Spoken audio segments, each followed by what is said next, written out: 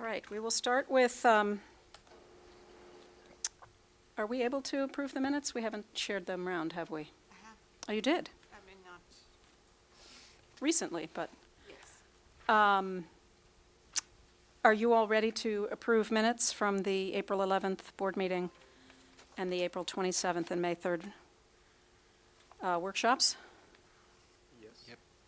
Yes, okay. May I have a motion to approve? So moved. Thank you. Second?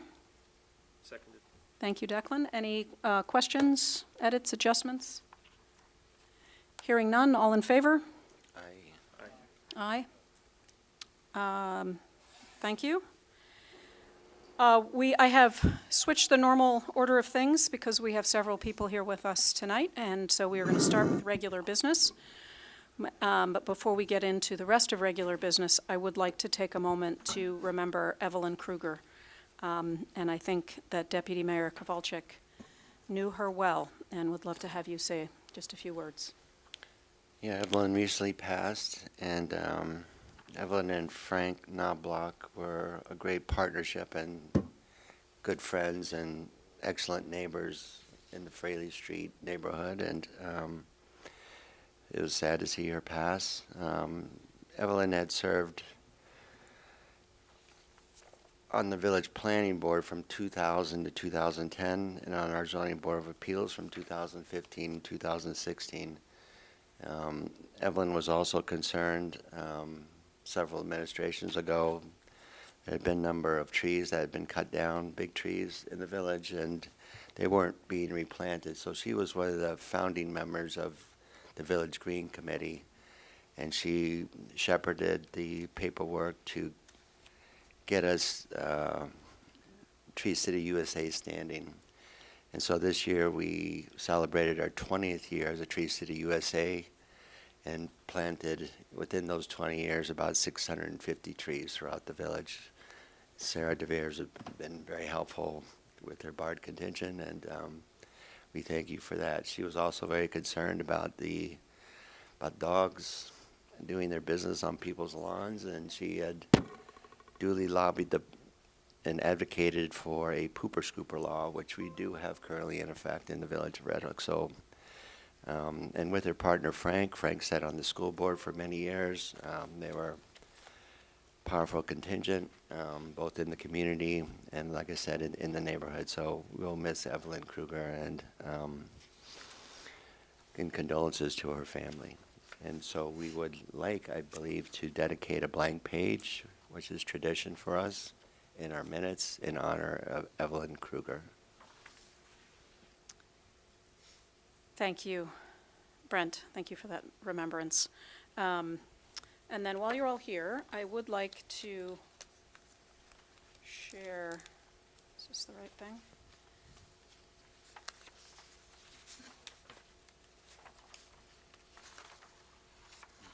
You don't have the statement, the letter for Officer Conley, do you? In my packet? That would require me to know where my packet is and what I'm doing here. Super. I just wanted to take a minute. We actually received 2 letters from people thanking 2 different police officers for their work, and I just want to say publicly how grateful we are as a village board for their work.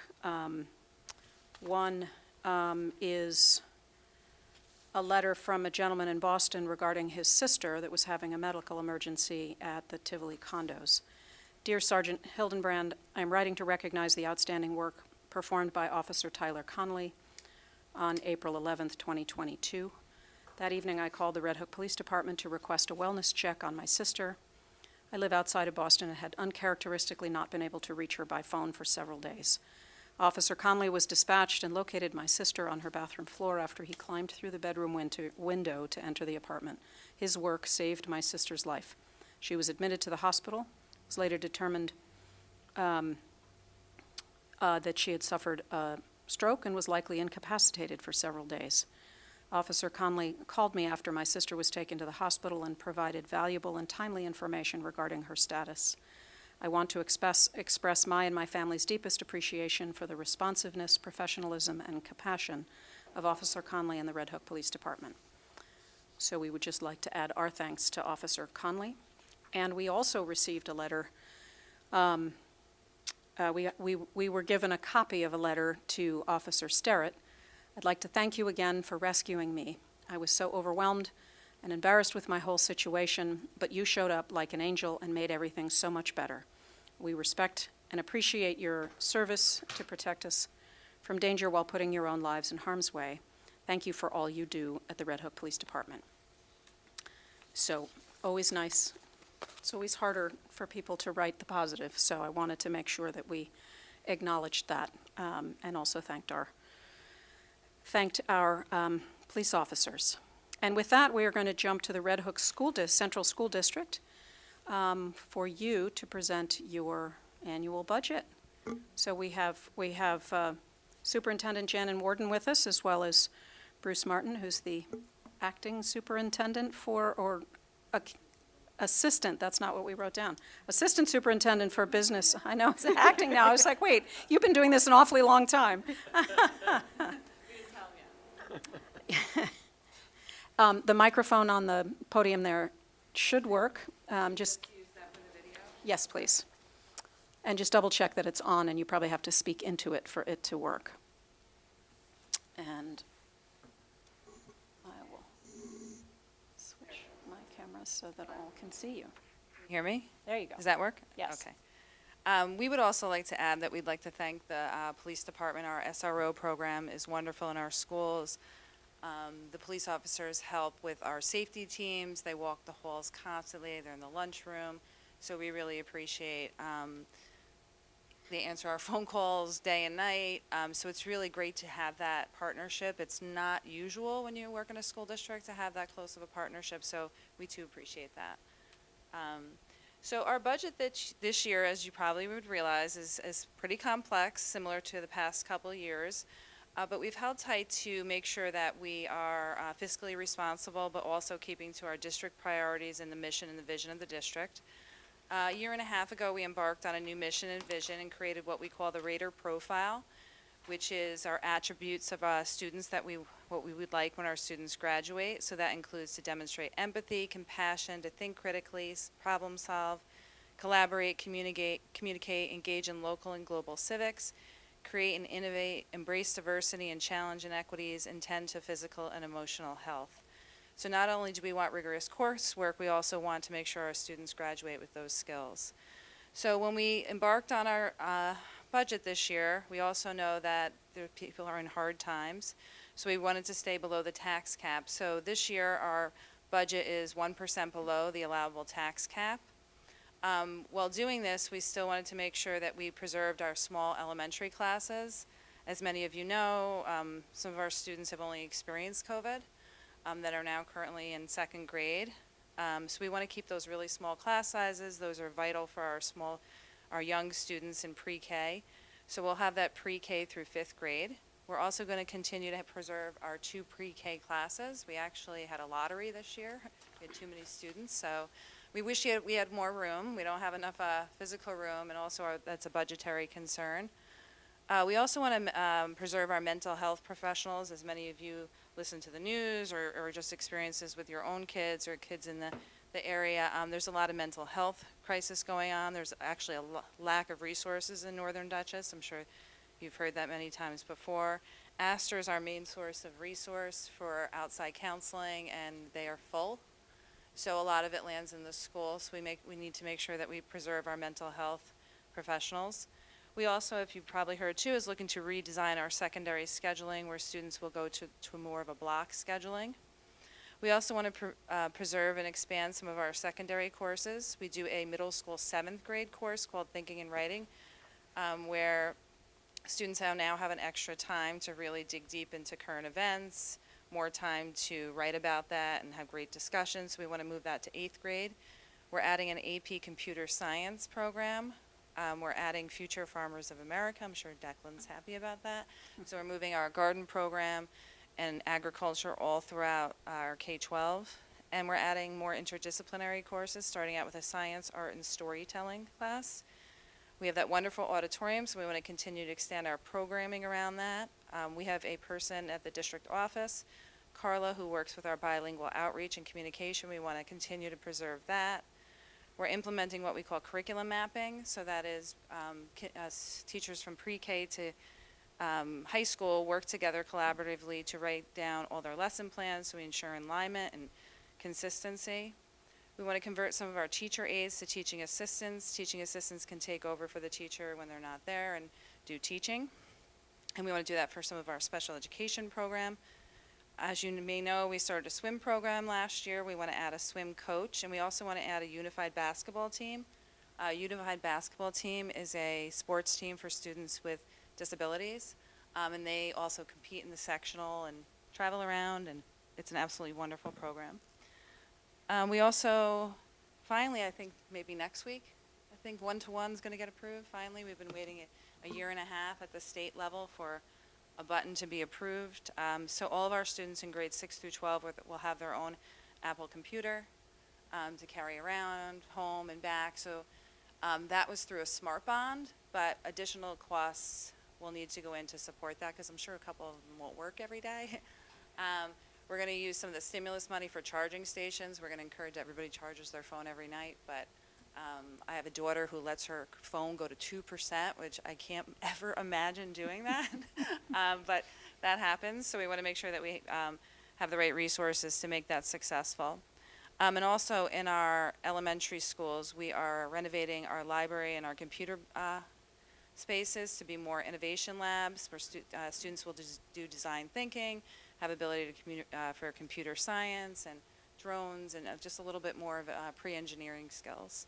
So Bruce is going to talk a little bit about how we designed this budget so we were able to continue to do these great programs.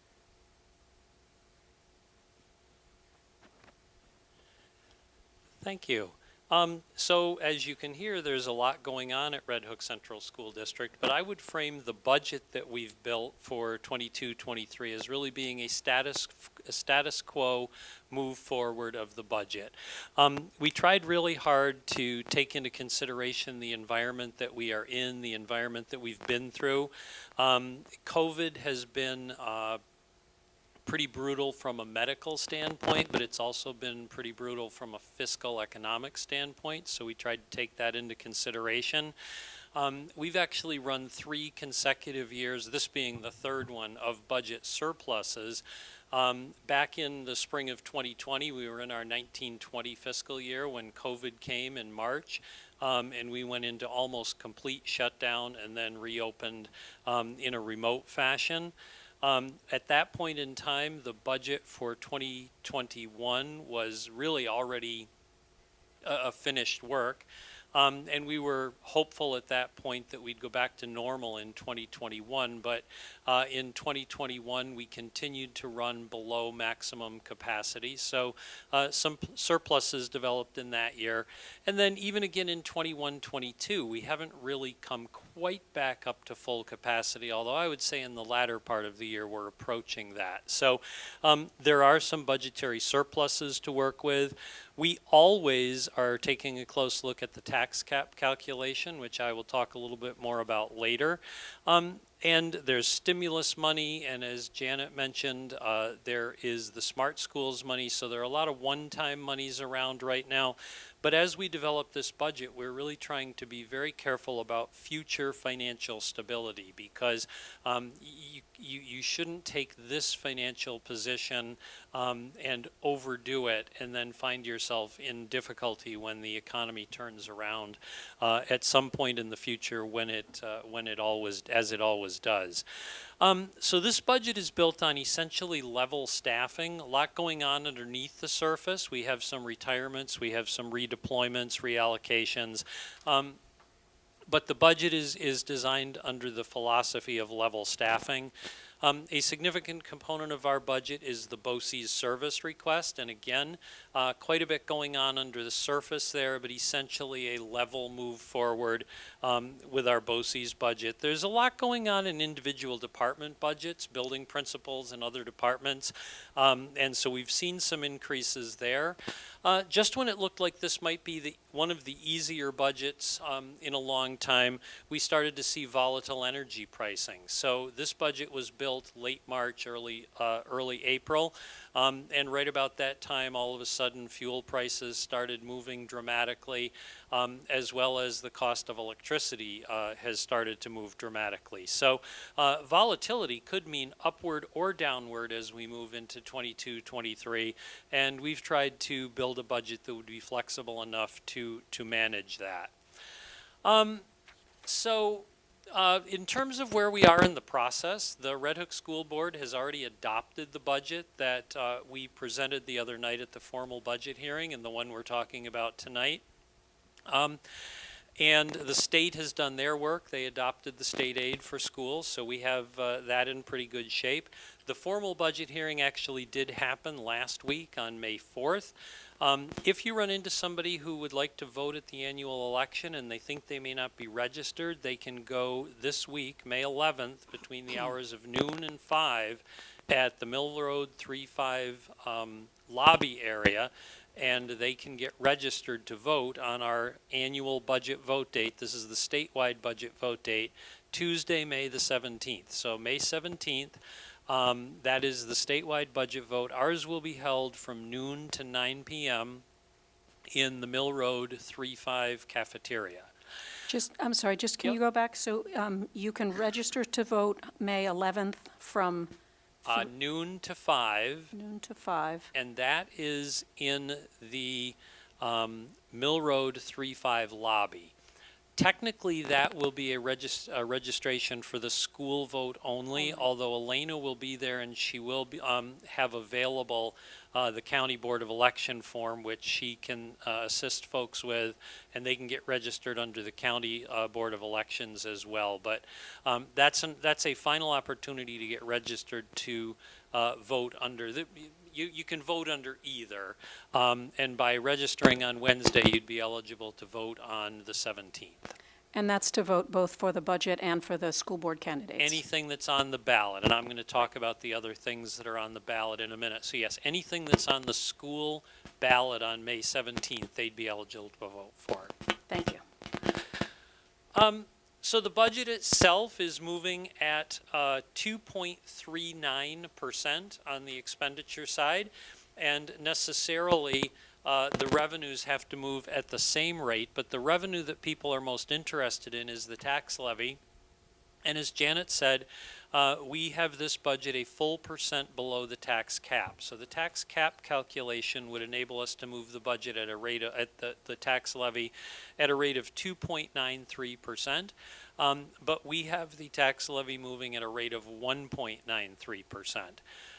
Last year, we stayed 0.5% below the tax levy. It was just over $178,000 that we were below the tax cap. That creates the new base for this year. So in effect, that 178 is again not collected this year. And then this year, being 1% below the tax cap is valued at $361,000. So $178,000 twice, and $361,000. You're approaching $720,000, or almost $750,000 that we have remained below the tax cap over the last couple of years. And then there are some other items, as you alluded to, on the ballot. So in addition to the budget, there are 2 seats for the Board of Education. Neither of the incumbents are running again. So Kelly Borelli, Fernando Dongo, and Kevin Storrs all have filed petitions, and all 3 of them will be on the ballot, vying for 2 seats on the Board of Education, 3-year terms. We have our annual bus and vehicle proposition. It's valued at $450,000. If that's approved, it would enable us to buy 3 full-size buses and 1 maintenance vehicle. This year, we're looking at 3 unleaded fuel buses. When I say this year, I mean on this proposition. During the current fiscal year, from last year's proposition, we bought 2 unleaded fuel buses. The vast majority of our fleet is propane, but propanes are difficult to take on long trips because it's not particularly convenient to fuel them when you're away from our fueling station at Red Hook. So we still do have 5 remaining diesels in the fleet. 3 of those would be surplus during the course of 22-23 if we get the 3 new unleadeds. And then you may be hearing from the state level that we are soon going to be required to transition into electric school buses. So by 2027, right now it appears as though we will be required to purchase only electric school buses, and by 2035 have converted the entire fleet to electric. There are some challenges there. Electric buses are about 3 times the price right now of the either diesel or unleaded. So we buy buses right now in the $115,000 to $120,000 range. The electric buses look like they're about $370,000 per bus. There are challenges with regard to having the infrastructure necessary to recharge those electric buses. But with all those challenges mentioned, we also would look like an ideal application for electric buses because we drive them and then we park them for a while and then we drive them again and then they park overnight. So it should be an ideal use for electric vehicles. But at any rate, on this year, we have the $450,000 proposition that would enable 3 full-size buses and a maintenance vehicle.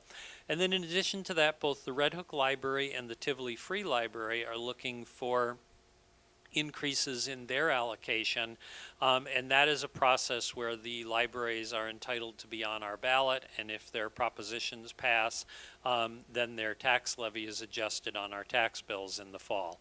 And I will pause there, and you can either do questions for Janet and I, or we can I know the library folks have a few things they'd like to say as well.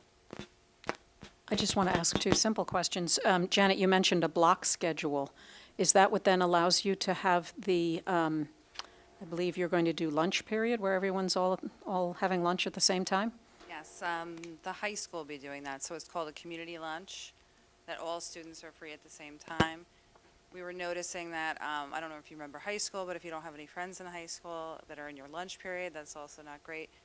But also, it's the availability to have clubs during the day, too. A lot of our students can't join a lot of the clubs because they're involved heavily into a sport or another club. We're also thinking about collaborating with Red Hook Together to do some assemblies. We talked about that last time. So it'll be time that every student has free.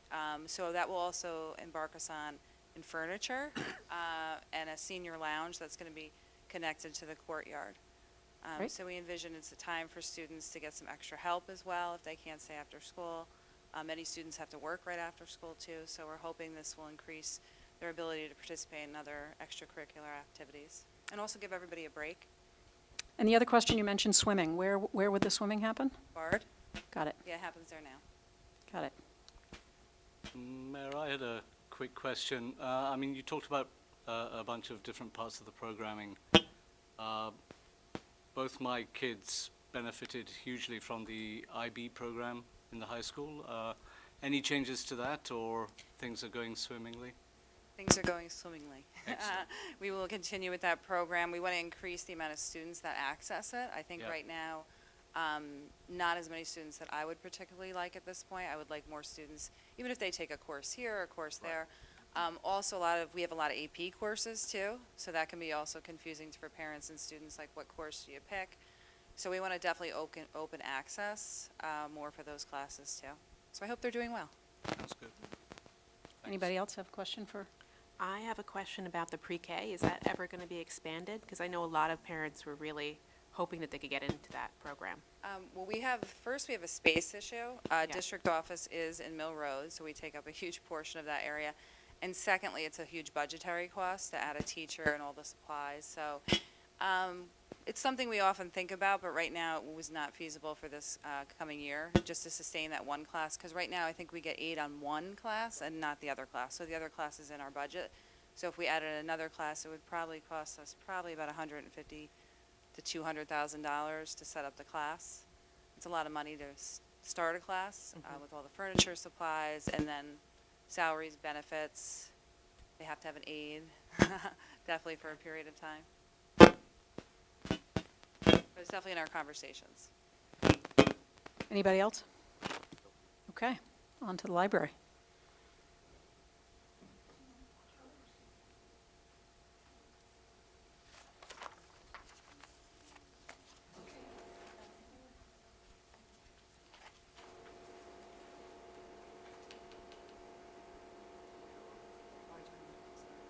Oh, you might have to turn it back on.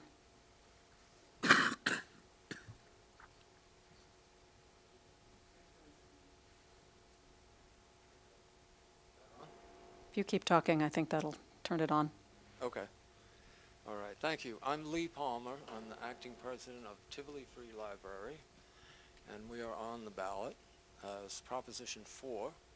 We're asking for an increase of exactly $2,200, which will bring us to a total amount of $87,300. The increase will add less than $1 a year to an average tax, to an average household. I don't know exactly what that means, if that's a median household or average, but it's less than $1. We're asking for an increase because we anticipate costs going up, probably more than 2.8% or whatever that increase is that we're asking for. So we're trying to sustain the level of services that we have now, and we're trying to keep our employees happy as well with a good wage.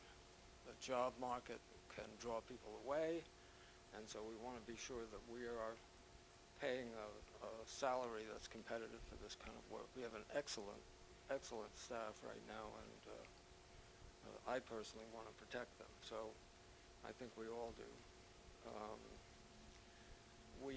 As a library, we get high marks from the American Library Journal every year, although it's been hard for them to calculate that because you can't get bodies in the library as easily as you used to, although it's coming back now after the pandemic is over. So we have programs for children, including reading groups and play groups, and trying to encourage them to learn how to read and love books. And for adults, we have various things, including yoga and a book group.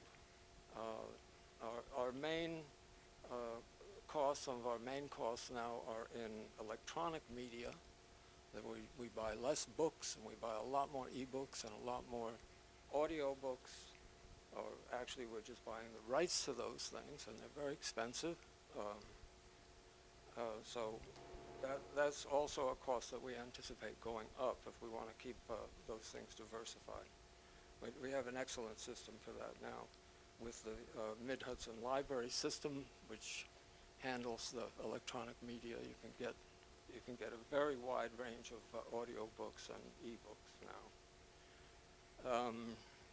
We have other streaming services called Hoopla, Canopy, and those sort of things that allow you to stream another group of things. The Hoopla or the Canopy does a lot of classic films and other things that you might not be able to get so easily on Netflix. So I think the bottom line of it is that we want to sustain what we've been able to do over the years, and try to make ends meet, basically. Thank you. Great, thank you very much. Anybody have a question for? No? Yes, we have a couple, and there are a couple more over there. Thank you very much.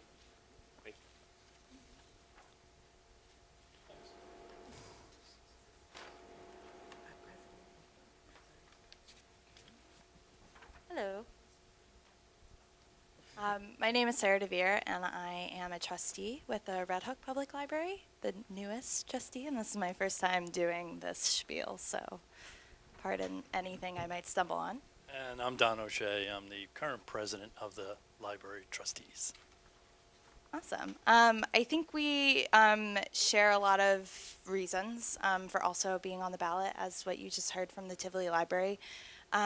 I just wanted to draw your attention to the amount of work that Red Hook Library has put into writing grants. We oftentimes are successful in winning private, state, and county funding to supplement our programming. Unfortunately, grants are temporary, restricted, and do not cover the general operational costs of the library. Our last budget increase was 3 years ago, and costs have continued to rise in Duchess County. For what we currently do have as a part of our budget, we have been able to invest each tax dollar to equate into $4.50 in value in the library. We pay close attention to what is needed and what our community is asking us for to appropriately invest our tax dollars. We circulated over 88,000 items last year. That's about 290 items each day that were open and 45 things each hour. Red Hook Library excels at children's resources and programmings. We had our junior circulation of over 37,000 last year. Over 2,600 kids came to our programs. We have lots and lots of families using the library, and I just wanted to also point out that over the Red Hook School District's spring break, we were able to give a nice new coat of paint that's very beautiful in our children's library that our staff worked very hard on. We were able to provide at least 248 weeks of at-home Wi-Fi in last year via our 20 hotspots. We also circulate laptops and other expensive items such as pool passes to the Red Hook Rec Park, sewing machines, canopies, STEM toys, and we also love to talk about our power washer that's available for checkout too. The library offers valuable volunteer opportunities, internships, vocational trainings for teens and adults, including those with intellectual and or cognitive disabilities. The library does a fantastic All Abilities Teens program. And again, similar to Tivoli, our other e-materials are very expensive. So it's unfortunately, our licenses cost a lot more money than an average resident would be able to buy for their private library because it's more about the licenses, as mentioned. And Don's going to talk about more about why we're asking what we're going to do with the money. Thanks, Sarah. Sergeant Hildenbrand, you missed the accolades earlier. We want to thank you as well at the library for always answering the call when the alarm goes off. Turning it off. I get the call at 3 o'clock in the morning, and thank you for getting that one.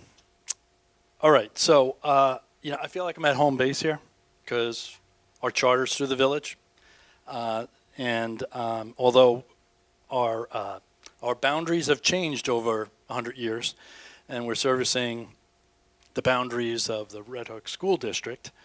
How many miles is it? 75 square? 90 square, that's a huge territory. We were at Claremont not too long ago, and we told them we recognize that you're an underserved community, even with Tivoli, even with Red Hook, Germantown, Claremont, Milan, underserved in the library world. So as one of 6 libraries in the Mid-Hudson library system, we are one of 6 that is municipally chartered. So as a municipal chartered library through the village, yay for you. Thanks for having us. And that's significant. That's significant in New York State. That's significant in library. So here's what I'm going to ask for. As Sarah mentioned, we haven't come out for 3 years for any kind of increase. Since 2017, as you well know, if you've been out there, minimum wage has increased 36%, 12% just since our last increase. Insurance, including health insurance, It's also rising, as is the cost of everyday building materials, as you well know, a 2x4, la, la, la. What we're asking for is about $6.06 a year for the average assessed home of $300,000. So if you have a home that's $600,000, figure $12.12. Okay.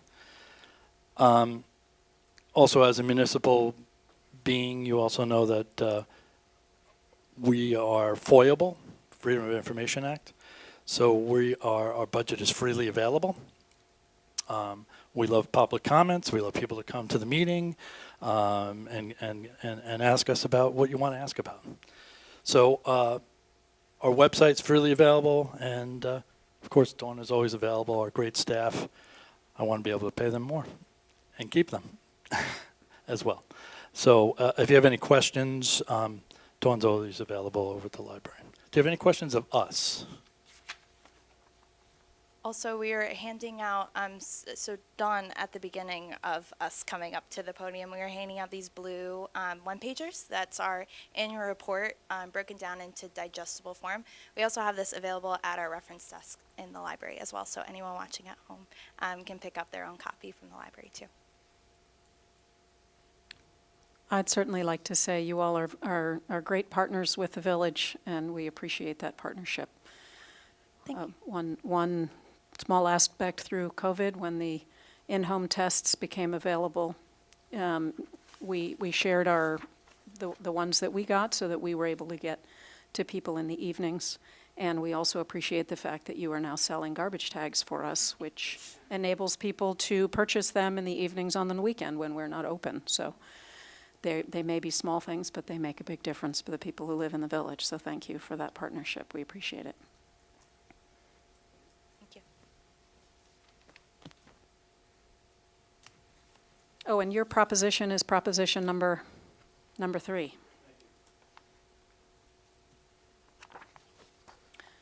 So proposition number 1 is? One is the budget. Is the budget. 2 are the buses. The buses. So 3 is then Yep, and then there's also Red Hook. Court. And that's, are those under those aren't propositions, those are separate. Listed as a proposition. Gotcha. Okay. Well, thank you very much. We will include your information on our website with directions to where they can find out more information and ask questions if needed. And we will reiterate that people need to get out to vote May 17th, which is next Tuesday, so a week from tomorrow, from 12 to 9 p.m. at Mill Road 3-5 Cafeteria. Mill Road. I think if you get to Mill Road, you'll see where you're supposed to go. But it's very important for everyone to make their voice heard. So, but thank you very much for coming. Thank you for all that all of you do. You really do add to the community in really, really significant ways. So thank you very much. We appreciate it.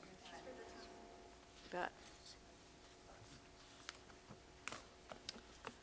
All right. I am actually going to change the schedule one more time and we have Perry Allen, who's on the screen here. I'm going to let him, he's here as chair of our Public Spaces Initiative.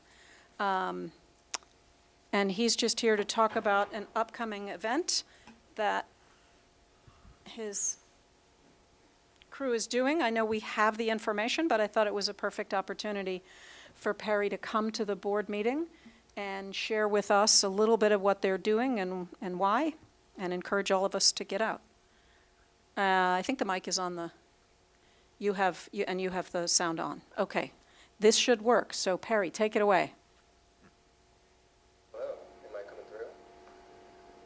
All right. You are? Is that, Thank you so much are you for catching that loud enough? No, hold on, we might need to make you louder. present some of the work that this committee has been dedicated to for the past year.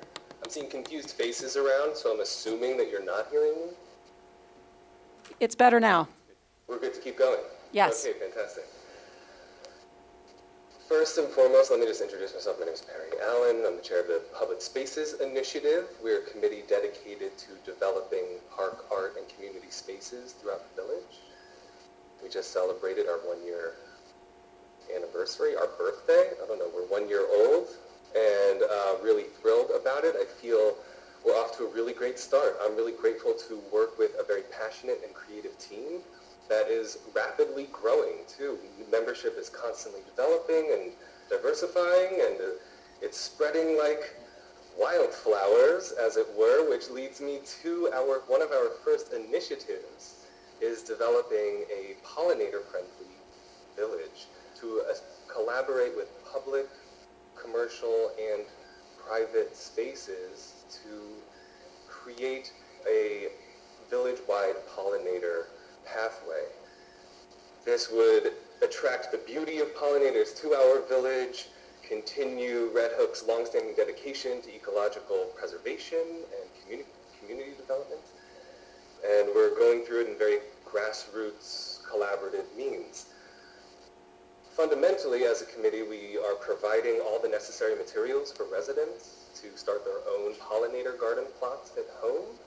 And the event that Mayor Smythe referenced earlier is our debut of that project, where you can come to the Red Hook Community Center and see a prototypical garden that features all native plants, as well as be introduced to the seed commons we have developed, where you can get any compost, mulch, and flower seeds to develop your own plot at home. Our event on May 28th from 10 to 1 is going to have some live music from local musicians. We're going to have some master gardeners from both the Old Dutch Garden Club and the Cornell Cooperative Extension coming to serve as sort of docent experience for those who may not know what to do with those materials once they get them home. You can pick some master gardeners' brains about that. As well as some family-friendly opportunities that have developed due to many of the collaborations that this committee has developed. That's one of my favorite things about working on this committee, is that it is very organically establishing a lot of wonderful collaborations with many organizations that are just continuing to grow in ways unforeseen to us, which is magnificent, such as the Old Dutch Garden Club, the Canal Cooperative Extension, like I mentioned, the Community Center, but also Bard College, Sun Common, Ozone, Shoving Leopard Farm, Agway, and more. And that's just right now. We're hoping with our next year's iteration of this project to have more prototype gardens throughout the village, to begin collaborating more with businesses throughout the Central Business District, some of the churches and the schools as well, and really get the project to grow on its own. And I think we're off to a really good start to do that. As well, the committee is really dedicated to just as many community efforts as we can get involved in. So some of our annual goals this year include diversifying our projects, our project focus. So over the next year, hoping to develop more projects and engaging in all sorts of different ways. That's my spiel. Thank you so much for listening, and thanks for the time. And Perry, if someone were interested in joining your group or helping out as a volunteer, how would they get in touch with you? Oh, yes. We are always looking for people to come to our meetings, to collaborate on these ideas, as well as volunteer getting your hands dirty on some gardening projects. You can find a link to a information form, a contact form on the village website. We have a page there that you can submit your email through. It'll come directly to me and Nicole Rogers, another committee member, and we'll get right back to you. Awesome. And Nicole will, she's better at that than I am. Well, Perry, thank you for being here tonight. I really appreciate it. I'm excited for what you're doing, and certainly encourage everyone to come to the community center on Saturday, May 28th, which is part of Memorial Day weekend, a perfect weekend to be planting things in your garden. Does anybody have any questions? Nope, seeing none. Perry, thank you very much. Really appreciate it. Thank you so much for the time. All right. It's nice to think that it's finally going to get warm enough that we can plant things. Next on the agenda is Sergeant Hildenbrand, who is here to, we have, just to set the stage a little bit, Mel Korka and I and Sergeant Hildenbrand have met for several hours going through the police reform plan that was put together and submitted to the state a year ago, April 1st. And we've put together a 1 year later review. And we thought this was a good opportunity for the sergeant to come in and talk a little bit about what's happened over the last year and a bit. Yeah, so I have a few things to go over tonight. One, I appreciate everybody having me, seeing everybody. We don't get to talk a lot. I see the mayor a lot, so I'm always filling her in daily on things that we're doing and just different things in the community. So it's good to be able to come to the meeting, obviously be on TV. So all the residents can see it as well. One big thing, right, with police reform is we've worked really hard on it. Mel Corca, myself and the mayor have been working on the website, but Mel Corca brings a unique skill set to that website. So she really puts the majority of that design into that website. I mean, we're there for the meetings and we chat, but she designs it, she organizes it, the website looks really nice. So one thing we wanted to go over really is, over the past year with police reform, I think one of the biggest things that we did for transparency was get body cameras, right? So a lot of people don't understand how body cameras work. This is basically, I went to get it upstairs. This is basically our body camera, right? It's made by Motorola. This thing's always running. So how it attaches to us, right, goes right on front of our uniforms with it's held on by a magnet inside the uniform. So any interaction, any traffic stop, any interaction with the public, any call for service, the camera's always on. It's really helped us out with obviously transparency, but it helps us out with not only that, but with training as well. It's two different things when I come in the morning and I read an arrest report and I see it, right? So I can read it and actually see the conversations the officers are having with the public, the interactions they have with maybe somebody who is confrontational and not cooperative, to see how they speak to people, how they engage them. It really helps me to see how well our officers do on the road and the interactions they have. It's really difficult, and a lot of times it's easy for me to say in a quick conversation, oh, we had this call, and send you an email. But they deal with a lot. They deal with a lot of confrontation, a lot of serious calls. And the way that I've seen our officers handle things since we've gotten these body cameras is what I expected, but it's easier for me to show the board, show anybody who has a question on an incident like camera. So the body cameras were, I think, one of the biggest steps for transparency was getting the body cameras. I've asked for them for years. I think they're such a useful tool. I've said that 4 years ago, when everybody was just starting to get them. Everybody should have the body cameras. It really does change the game to really see what goes on. The other thing we did with transparency, and obviously seeing the officers out in public, because normally you see an officer, they have lights on the side of the road, coming in and out of the building, doing paperwork, right? So the other thing was foot patrols and bike patrols. So you'll start to see the officers out there on the bike patrols. I've been doing it recently, so you'll see me buzzing around. Obviously, the mayor put me in the newsletter, which I'm pretty thankful for. I appreciate it. But it's good. You're welcome. It worked out well that day, but the bike patrols are important. The foot patrols are important. Stopping into the businesses are important. These are all things that we've always done. Sometimes every once in a while it gets away from you when you get pulled doing other work.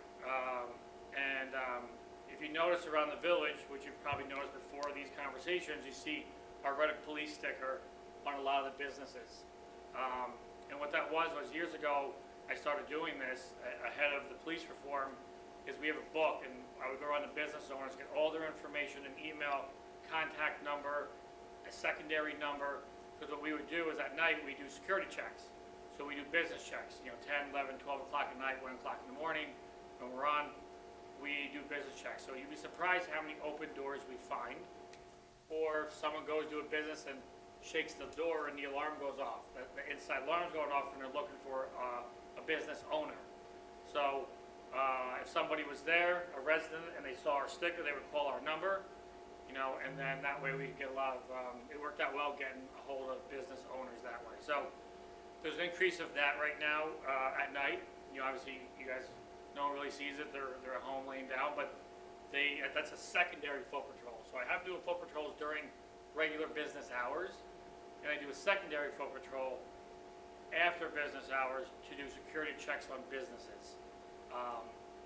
They have to do a minimum of 5 business checks a night, and they do it every night. So they're walking around the village, they're checking different spots, and you bump into people. I walk it. I do the bike patrol, so it's a different conversation than driving by them in the car and waving, or see them at the gas station. You stop and we're chatting. So that's a big part of it as well. The other thing is community events, right? That's always been an important part of what we do. I know annually we've always done the egg scramble, which is a big event for us. We were stuffing between 5,000 and 7,000 eggs annually. Had a huge turnout. Obviously, the past few years with the pandemic, we haven't been able to do it, but next year we're going to start that back up. But with that, this year, obviously, we started doing the bike rodeo, which is important. I think it was to some of the newer board members' surprise that, and the mayor, that we actually had bikes. And we have 4 or 5 of them. We've always had bike patrols. It was just people out there who wanted to do it. So the bike rodeo is going to be a really good event. I think that's May 21st from 10 to 1. May 21st, 10 to 1. And we'll have, that's for youth and obviously adults as well. We will have people here repairing the bikes. So before you do a bike rodeo, you bring your bike for an inspection, check your chain, check your tires, teach you how to do it. Do bicycle helmet checks, make sure the helmet's fitting right. It's not too small, not too big, it's loose, you actually have one. It's a good event. We go through a little slalom course I'll do in the parking lot, and then we'll go on a short ride here, and after everybody's bikes are all tuned up, we'll go through the kind of the back streets here in the village, and that's from 10 to 12. And then from 12 to 1, there'll be more of like a family ride, we'll say, and that will go from here through the rec park, kind of all through the trails in there, and it'll end back here in the village. So that's going to be a good event. What's the other thing? We also have the mock DWI drill coming up for the seniors in the high school this year. So that's something we do every year with the Reticle Fire Company and the Tivoli Fire Company. This year, the school has tasked me with organizing that, which is not a problem. I've done it for years. So Tivoli Fire Company and the Reticle Fire Company, what they do is they'll get a lot of their firemen, get their trucks, and they can show all the scenes. We do a mock DWI drill, right? And the importance of drinking and driving, and drinking, driving under influence of any kind of drugs. So we do a mock drill. Bruce Troy next door, he's involved in it as well. So we show the kids what an accident looks like, how they respond, with what they're doing. So not only someone will be explaining it. Last year I did part of it, explaining what the firemen are doing. I've been to fire companies. I've been 18 years old. I have all my state certifications for vehicle extrication, interior fireman. I have everything. So I know what they're doing because I've done it. Cut a lot of people out of cars that have been completely crushed. So it's important for students that don't see it. One, volunteer fire companies are hard to get volunteers, so they're always looking. So sometimes you never know in the crowd when they see something and they see how it's explained, maybe it's something they show interest in. And just to see what the firemen are doing, because if you're just standing on top of the bleachers and the students are watching, they see them cut, but they don't really know what they're doing and why they're doing it at that frame or that section of the car. So that's good. And then after the mock trial outside, we go into the high school. This year I'll do a lot of the speaking with explaining to them, and Travis as well. Travis is a big DWI guy, and we will explain to them how DWI process works. Obviously you're under their age, it's 0 tolerance. Once you're of age, how an arrest works, what happens when you go in front of the judge, potential fines that could happen, And a lot of times I'll bring a local attorney and they'll explain their end of it, how it works and possible probation, and then different kind of steps you have to go through, losing your license. So we go through all that with the kids, and then I have a separate conversation with all the students as well, just about leaving high school, going to college, things you might see, little safety things, little tips to put out there to them before graduation. We do that. The other thing too is, what was the other one? I think one thing we talked about was arrest demographics, right? So I think that's also a topic that I get a lot of questions on, because it's a valid question for the times. I think not a lot of people know what our arrest numbers look like, or what the arrest demographics look like, whether they're black male, black female, Hispanic, white male, white female. So that's how our system is set up. So we use a system called Police Pro, and that's our report writing system. And in that report writing system, when we arrest somebody, these are the questions that it makes us check a box.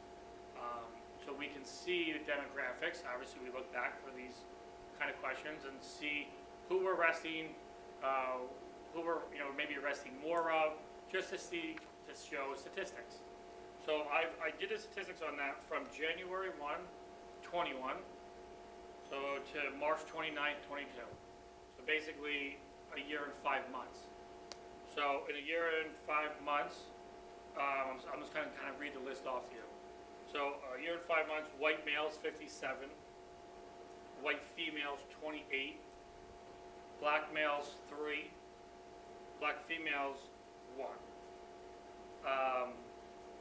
So those were the demographics for the last year and 5 months for arrests. I get asked that question a lot, so I like to.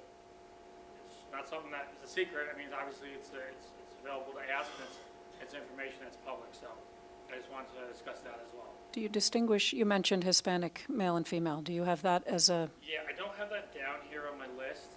I would say it's, it's probably less than 5 or 6. I didn't have that on my list. Okay. So that's kind of changing gears a little bit. I go on that because I do get asked that question sometimes, and I think it's important to be open, so everybody knows kind of what that answer is. Other than that, obviously the officers here in the village, respond to a lot of calls, a lot of welfare checks, a lot of mental health calls, a lot of domestics.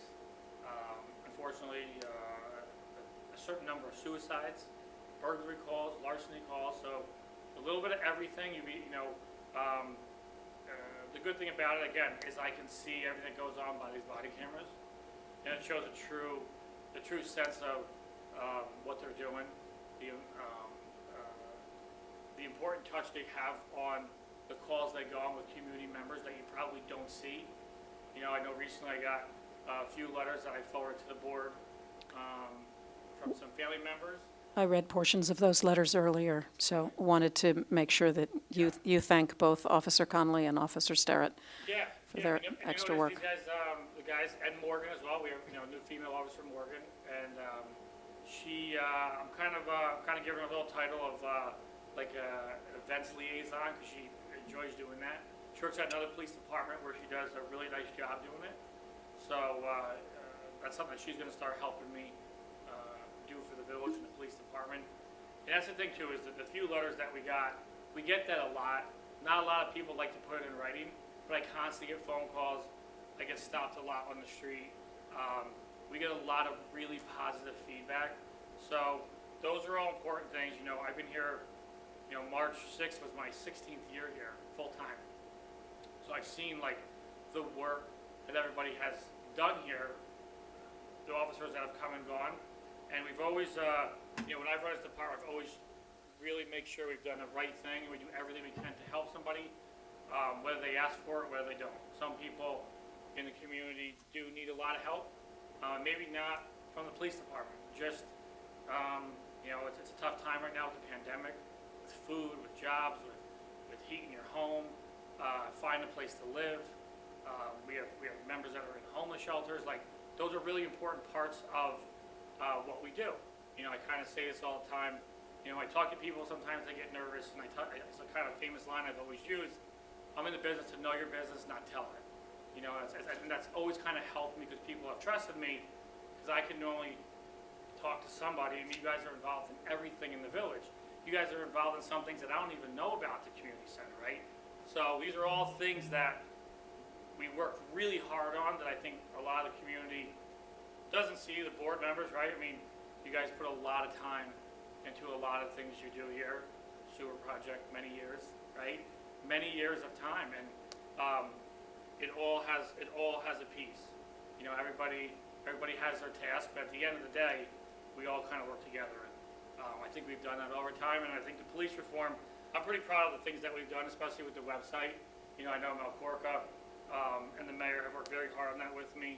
You know, I know there's going to be a link on the website that will, if there's a language barrier, there will be an option to assist us with that. All real things that don't require someone to have to call me and maybe ask me or can't get a hold of me or can't find me. Hopefully our website has been built where it explains what our tasks were, what we were tasked with, and what we did. You know, and we're always working to move forward and, you know, think outside the box, right? You know, it's always something new that can happen. I have a couple questions. One, thank you for your presence at Apple Blossom Day. That was great fun. You got to get your banner out. Yeah, it was You had excellent giveaways. We did. There's some, but the school district was a little jealous, so. I know. Well, when I knew they were coming and Janet was coming, all the students were coming with games, I had to step it up. You know, we planned like a day before, make sure they had room for us. Well, it was nice to have your presence there. I will also add that we did increase the number of full-time officers, so we now have 4 full-time officers, and we had talked about that. I know it was talked about in the police reform, that it provides a steady presence in the village with an opportunity for people to get to know the officers a little bit better, which is positive. And you mentioned Police Pro, and we did approve a significant upgrade in the software. Have you had a chance to understand what kind of reports are going to be able to come out of that, or is it hasn't been installed yet? It hasn't been installed yet. I'm still, Larry and Greg still have to get on the same page. And once they're on the same page, we haven't started the installs yet. I'm hoping that's going to start next week. That's one of my tasks this week to get that in order. That's something maybe you can come back and let us know Yeah, what, come back to the next meeting and let you know what that's. that new system provides. Like I said, the upgrade was important. I just don't know everything that. And the other thing that I want to emphasize, you mentioned that you and your officers really see everything that's going on in the village, and the opportunity to connect with the different organizations who are providing support of all different types, that you're a real resource for that. And you've been a positive, open, available person to make those connections and continue to advocate. We've talked about having perhaps the county do a better job of providing services up in this area, and we will continue to work towards that. Certainly housing is an issue as well. That is not an easy one to solve, but. Mental health is always a big hurdle for a lot of places, and I think a lot of the, you know, I know a lot of general public, different boards from different townships don't realize the severity when you go to a call, how really serious mental health calls are. They're dangerous. I mean, we've seen across the county, you know, mental health is a real thing.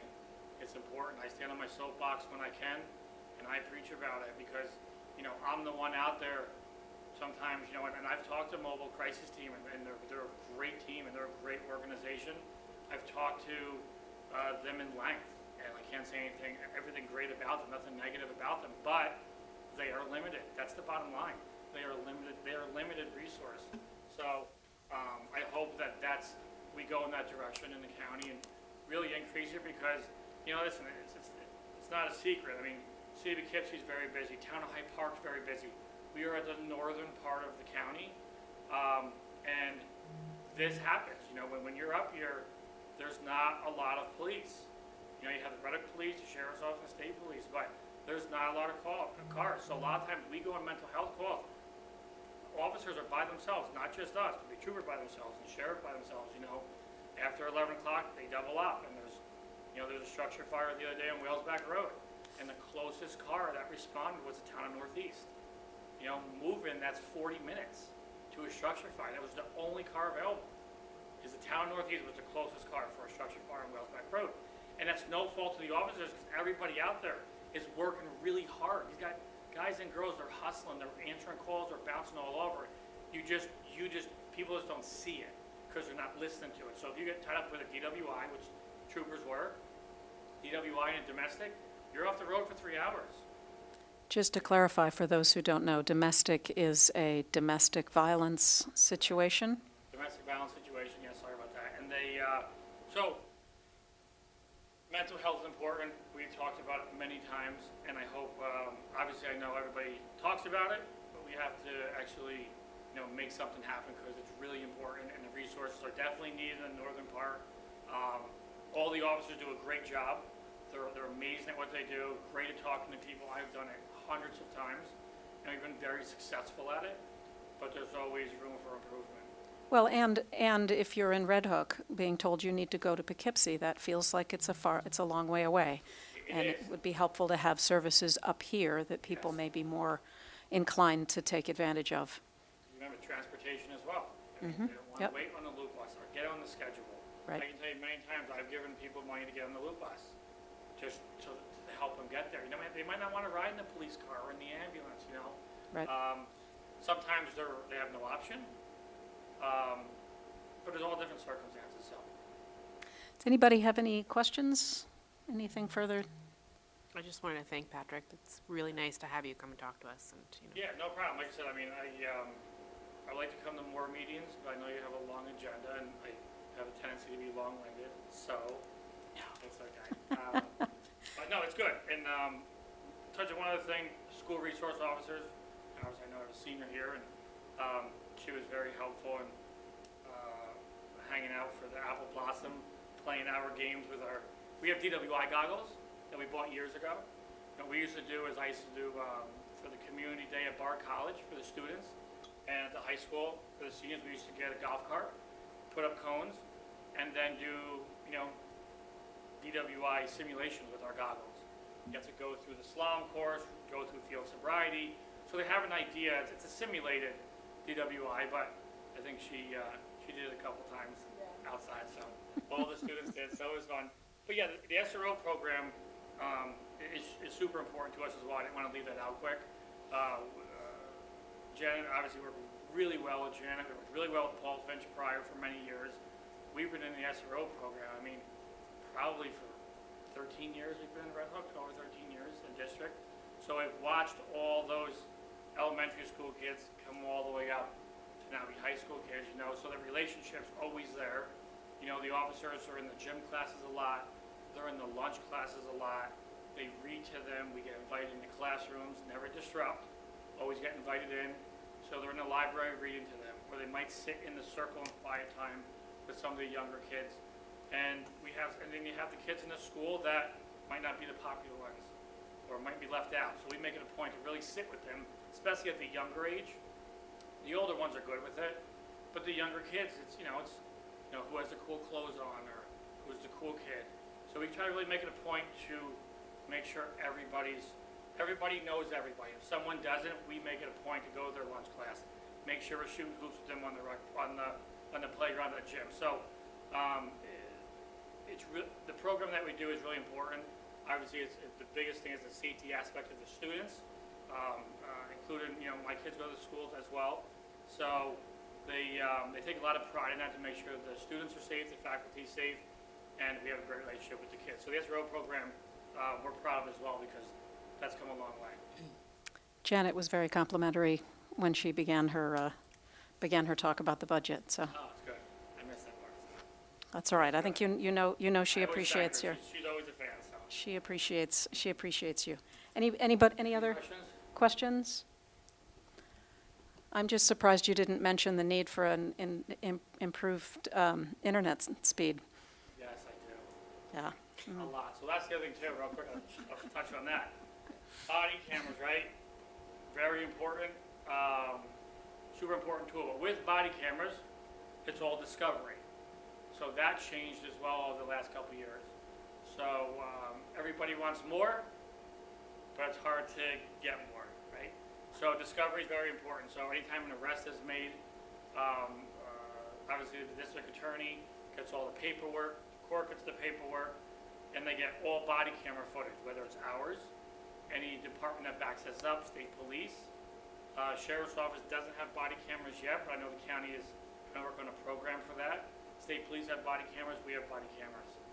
Any officer that is there, any fireman that is there, any EMS personnel that is there, we have to get everybody's information, who they work for, what they do.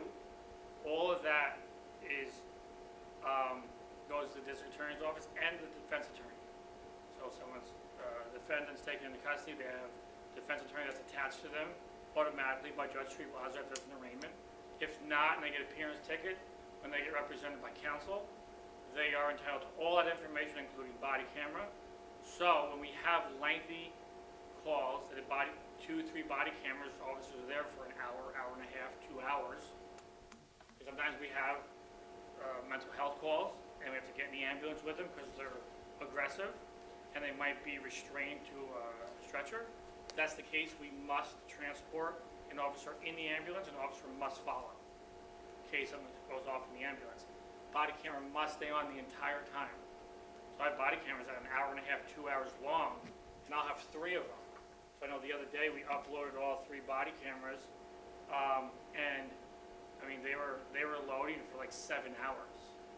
So when they're calling me on the phone saying I need this now, that we're going to go into trial this afternoon, I said, well, you got 7 hours, and they want them like instant, right? So when we increase our internet speed, that will be an automatic, it'll be a quick transfer, right? Because when these go in a docking station, it instantly uploads to the cloud, automatic.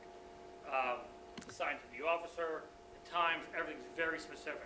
And the issue with the internet is we have a very good download speed. It's the upload speed that is not the same. If we were to switch to fiber optics, the download and upload speed is the same. Even if we were to increase our internet speed, all of that just costs more money. So I am actually working on proposals from 2 different companies at this point to see what's up. It's not,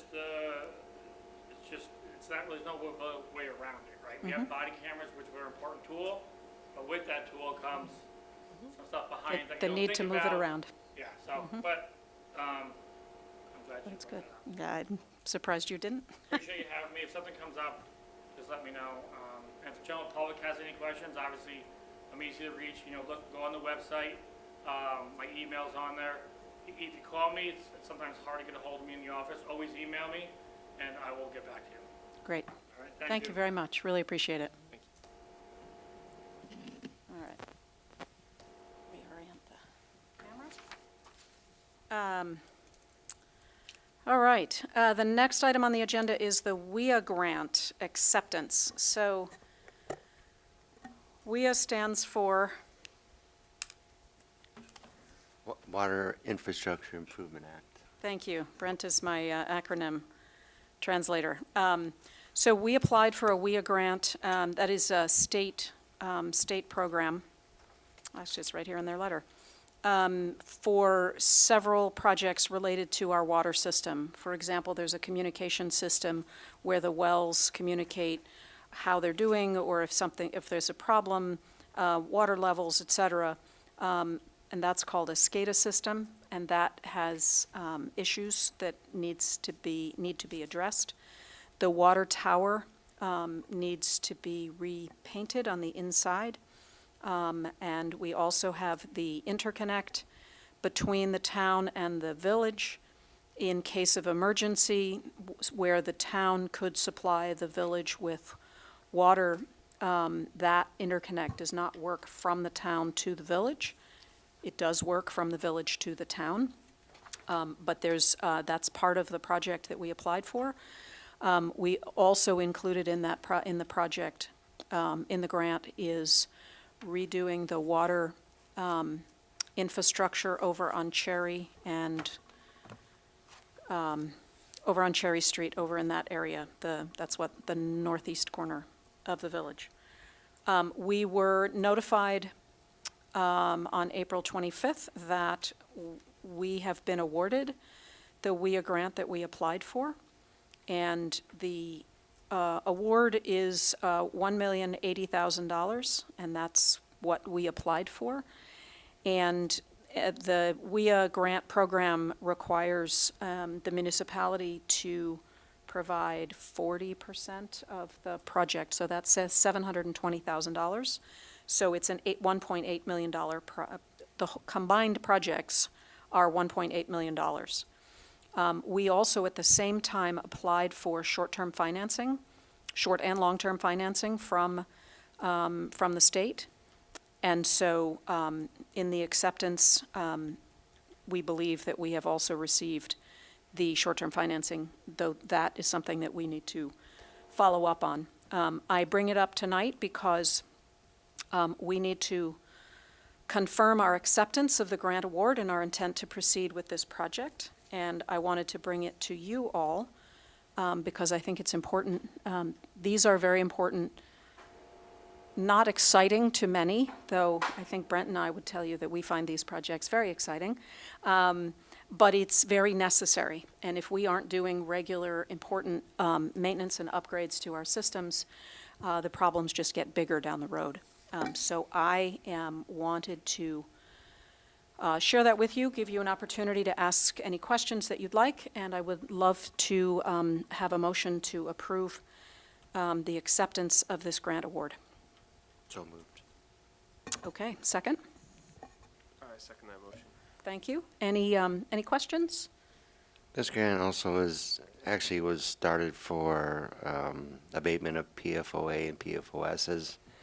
And part of the lead remediation, the new federal guidelines are coming down where we are going to have to replace any lead connections from the mains to the houses. And we know we have a few of those in the village.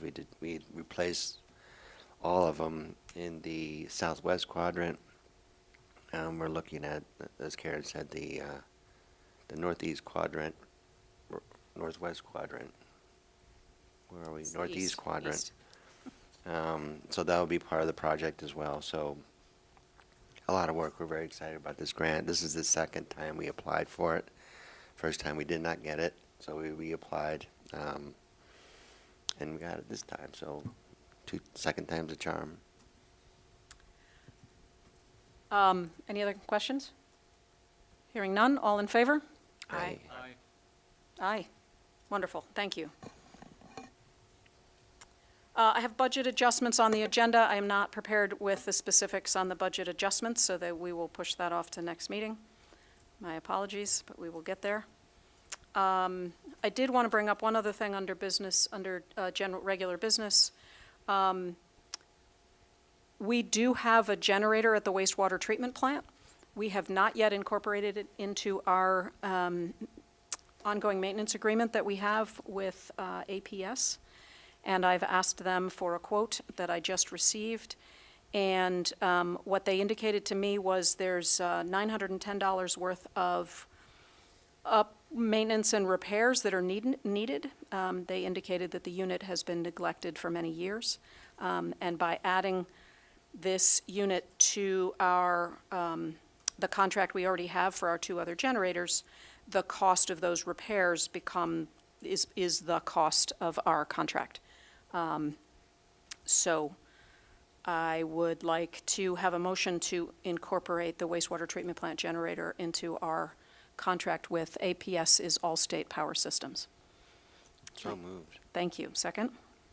I'll second. Thank you. Any other questions? Is it already listed in their, You need to pull the mic closer to you. sorry, is it already listed in their receipt? It's not listed yet as a something they're charging us for? Correct. Okay. This would be new. So They, we are and including- Gotcha. basically what they said was for the cost of this year's contract, that would cover the cost of the maintenance that they need to do. Okay. Does that mean they won't provide other services that they normally would? They will, the way he described it was they need to do this repair and maintenance to get it up to service performance level. So presumably, once they do this, when they come and check, they check twice a year. Yeah. It'll be all, So, but if it's the same as our contract, then our expenses haven't changed from what they would this have is, otherwise? this is an additional generator, so it is not part of our contract. Okay, So we need so to it would add it. increase- It will increase our okay. contract with them, yes. By the 90, The $910, yeah. $910. Okay. Yeah, sounds good. All in favor? Aye. Aye. Thank you. All right. Now we get to the fun part of the committee reports.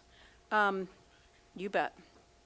Ray Toll is not here this evening, and so I have the treasurer's report, and I will read that out as quickly and efficiently as I can. The account balances as of April 30th, 2022. General fund, $473,136.69. The water fund is $273,185.15. Trust and agency is $25,609.57. Petty cash is $44.18. Village green is $4,773.92. Hard scrabble is $9,320.65. Health insurance is $5,063.36. Sewer fund is $219,055.24. And I'll just mention the sewer fund is at that level because we have received funding and we have not yet cut the checks. It's related to the sewer project. The reserve checking balances, we have the fire department at $5,033.72. Police, $14,586.26.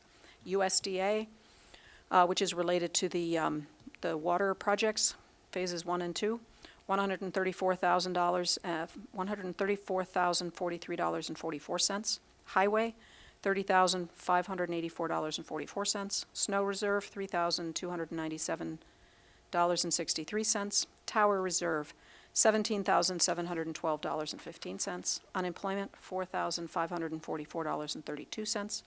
Court reserve, $3,298.73. Office reserve is $972.56. Our monthly expenses for the month of April, general fund, $158,662.86. Water fund, $20,205.77. Trust and agency, $550. Sewer, $270,276.20. And that is submitted by Karen Smythe on behalf of Ray Toll. Any questions? No, that was a lot of numbers, very quickly. All right. Motion to accept the treasurer's report. So moved. Thank you. Second. Second. Thank you. All in favor? Aye. Thank you very much. Now we have the monthly police report. For the month of April 2022, we had 361 incidents, 275 in the village of Red Hook, 80 in the town of Red Hook, and 6 in the village of Tivoli. Uniform traffic tickets, 61, 30 in the village of Red Hook, including 1 parking ticket, and 31 in the town of Red Hook. And there were 4 arrests, 1 in the village of Red Hook and 3 in the town of Red Hook. And that is it for my reports. And now we'll move on to Mayor Kowalczyk. Deputy Mayor. Deputy Mayor, well, you know, Freudian slip maybe. But thank you anyway for the promotion.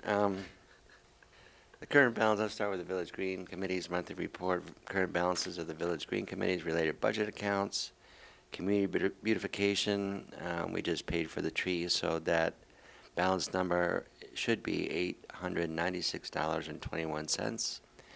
Shade tree contractual, $2,500. The Village Green Committee checking account, $4,773.92. Village Green Committee meeting was held on April 4th, and we basically prepared for our annual spring planting day, which occurred on April 23rd, and volunteers met at Richard Abraham's Memorial Park. I read the Arbor Day proclamation and honored the 50th anniversary of the Arbor Day Foundation.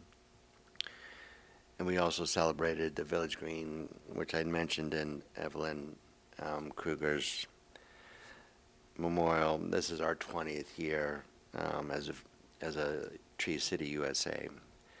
19 volunteers, including Mayor Smythe, Trustee Chiarvo, Trustee Dwyer McNulty, and myself, planted 11 trees. Trees were planted at various sites throughout the village, including Memorial Park, Firehouse Lane, Garden Street, West Market Street, Park Avenue, Benner Road, and Elizabeth Street.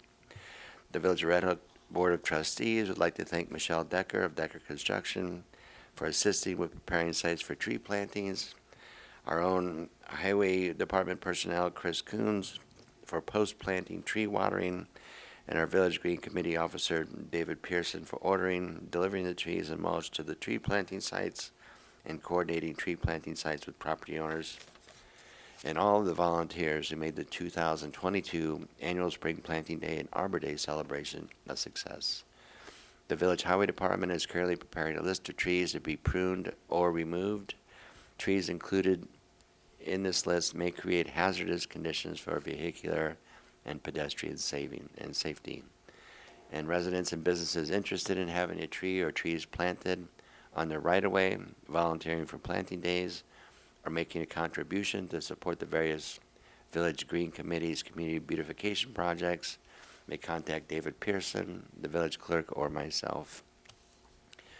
The Village Highway Department monthly report of April. The Village Highway Department is picking up brush every first and third Monday of the month, schedule and weather permitting.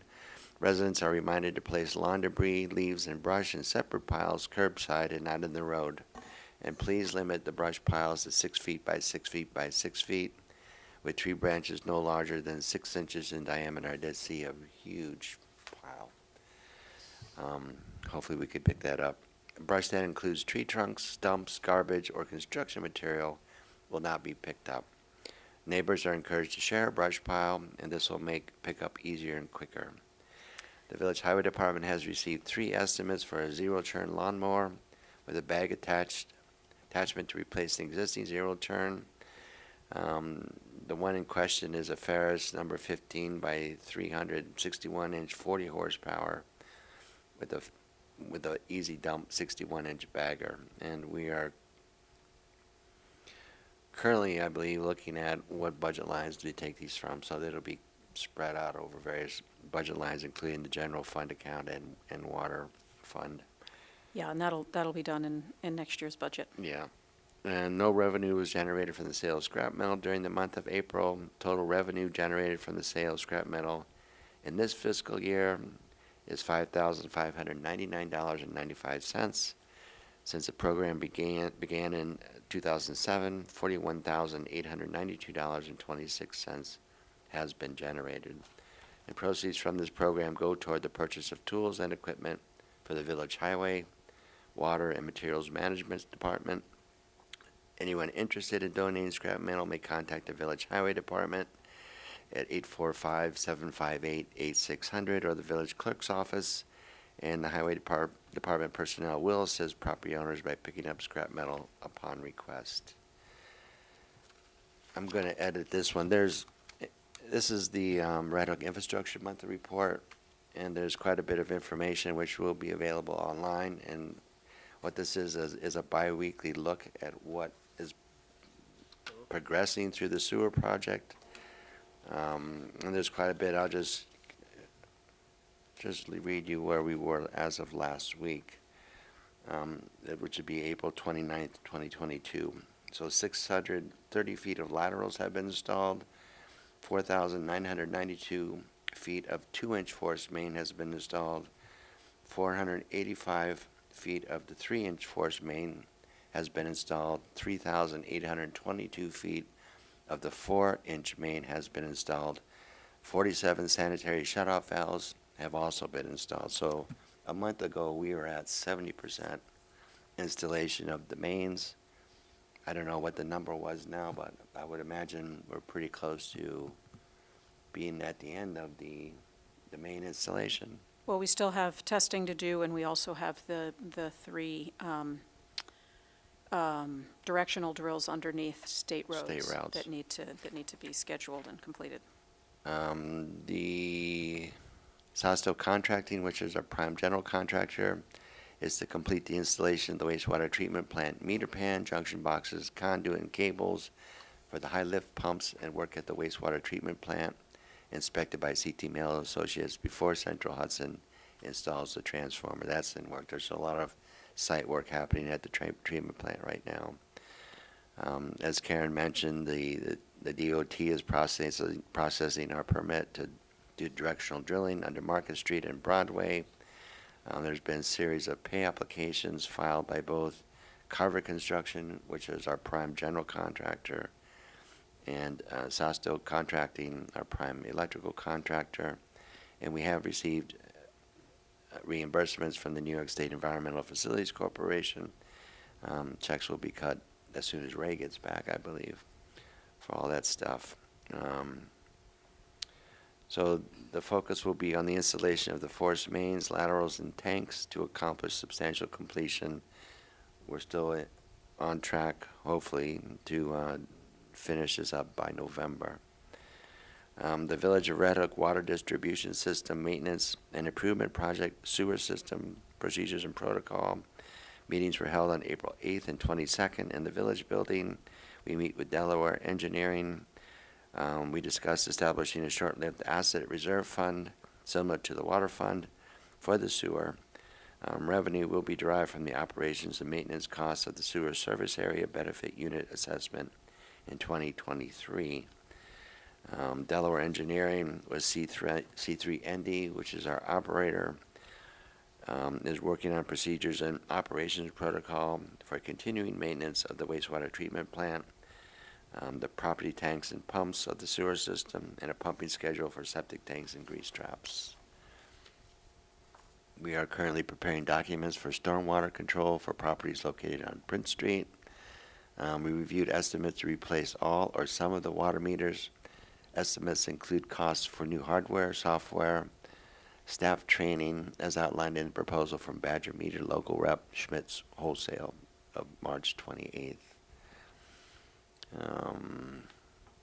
Just real quickly, another meeting on April 22nd. We discussed basically the same stuff. And the last part would be the Wia Grant. Gives a little bit more information there, but we already went through that one. So we'll consider that done. There was no meetings of the Intermunicipal Task Force held during the month of April. Also, no meetings of the Town of Red Hook Zoning Review Committee or the Community Preservation Fund Advisory Board. The current balance of the Community Preservation Fund as of April 30th is $2,817,822.65. There were no Northern Duchess Alliance executive committees. There was, however, a meeting of the Saltkill Watershed Community. This was the first meeting they've had in person since COVID. This was held on April 19th in the Elmendorf Inn. There were a series of presentations by the Bard College Environmental and Urban Studies students. It's very interesting. There's about 6 or 7 different presentations. And Karen Raskin from Hudsonia discussed the benefits of naming approximately 20 unnamed tributaries of the Saltkill. Karen discussed reasons to name tributaries and streams, how to go about it, and how to get involved. And I gave a little presentation on the status of the Village of Red Hook Sewer Project, including reasons to establish a municipal sewer system, costs of the projects, and construction status. Going back to naming the tributaries, is one of them going to be named Brent? I don't know. I'm not going to submit that name, but we have a tributary that we're discharging our sewer, and that's been affectionately called tributary number 8, so I'm good with that. No names. The Town of Red Hook Local Waterfront Revitalization Program Working Group. The working group held a meeting on April 20th via Zoom. We are very busy. Benchmarks and timelines. Our planner, Green Plan Inc. will complete all work on the policies for the LWRP working group and descriptions and finalized policies based on the LWRP working group review. We're working on a harbor management plan, which is a new component of the LWRP, and reviewed Section 4, proposed land and water uses and proposed projects to include discussions regarding moorings and anchorages.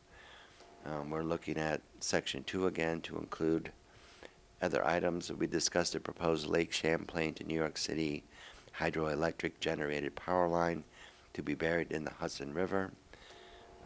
Looked at some of the pros and cons, the effects of the electromagnetic field on ship navigational equipment, the effects of trenching the river bottom regarding PCBs, and possible alternative, more technologically advanced methods to distribute power. So we'll be writing some things on this. This was approved several years ago, and it started to get up, and some of the local thinking now is there's more advanced ways of doing this technology.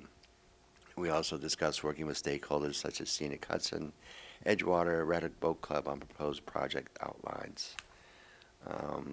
The Village of Reticle Zoning Review Committee, Karen and I met with a prospective business owner on April 29th to look at possibilities and what we envision for that property and how it would fit into our new proposed zone that's in the works. And the Village of Red Hook Public Spaces Initiative, both Declan and I are co-liaisons of the committee.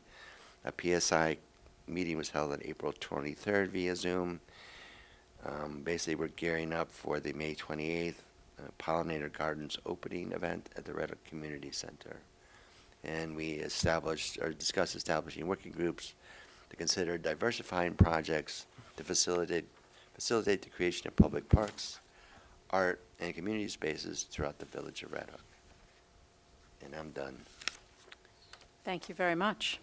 And now it is Trustee Lang, some materials management. Yes.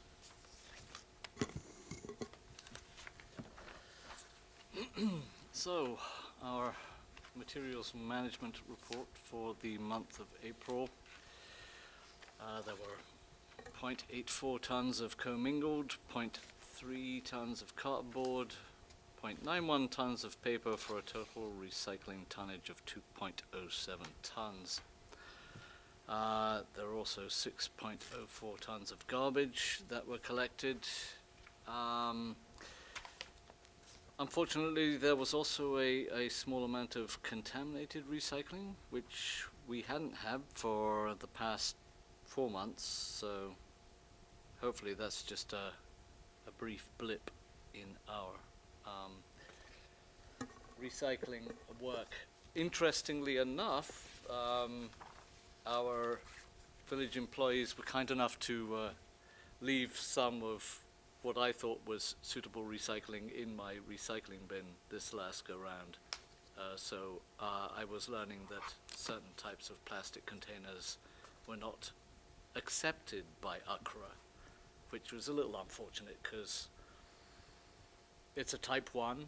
You know, you have those different logos and numbers. Is that the berry container? Yes. Yeah. There was a berry container Tricky. and a lettuce greens container, those snap closed plastic They containers. don't want them, but they are type 1. They're type 1s, I and get- that is a regularly recycled Right. plastic. It's UCRA that's Yeah. not accepting them. Apparently, Accra is, UCRA, the Ulster County Ulster- Resource Ulster County, Recovery okay. Agency. So that's annoying, but I mean, we have no options, so that's where the recycling goes.